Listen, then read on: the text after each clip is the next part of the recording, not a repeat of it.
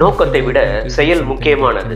நாம் என்ன செய்ய வேண்டும் என்று நினைப்பதற்கும் உண்மையில் நாம் என்ன செய்கிறோம் என்பதற்கும் நிறைய வேறுபாடுகள் உள்ளது. என்னால் எதையும் செய்து முடிக்க முடியும் என்று பலர் கூறுவதை நாம் கேள்விப்பட்டிருக்கோம்.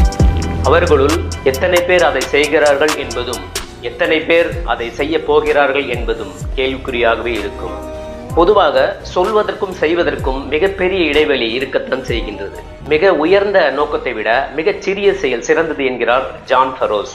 எனவே உங்கள் நோக்கங்களின் செயல்களை அறிந்து நீங்கள் உங்கள் வேலையை தொடங்குங்கள். எப்பொழுதும் உங்களால் முடியும் என்று பெரிய வேலைகளில் தலையிட்டு அதனை செய்து முடிக்காமல் பாதியிலேயே விட்டுவிடாதீர்கள்.